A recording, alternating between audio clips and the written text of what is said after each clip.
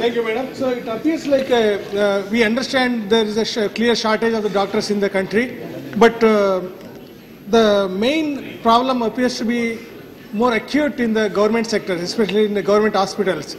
So question appears to be in the shortage of doctors is due to the poor infrastructure and bureaucracy and low wages. That's the reason why people are not attracted to the government hospitals to serve. So I would like to know what exactly Ministry is doing to address this problem.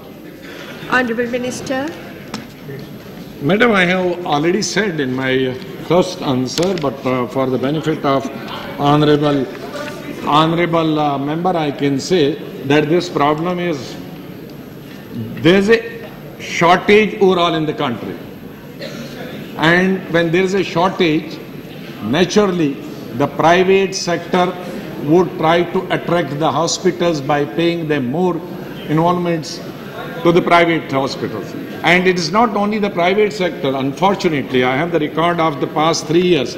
During the past 3 years, more than 3,660 doctors, and these are mostly the specialists and super specialists, have gone outside India. So this is a huge number, more than 3,600 in just 3 years. So in United States of America only, the registered number of doctors who have gone from India is as big a number as 61,000.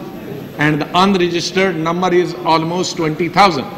So almost 80,000 doctors of Indian origin are working in United States of America. There might be about 30 to 40,000 doctors in UK. There might be another 20 to 30,000 doctors in Gulf countries and elsewhere. So as a matter of fact, whatever number of doctors we are producing for the entire country. So now we have sat with the Medical Council of India as to find a solution how we can stop the exodus of the doctors from our country to rest part of the world.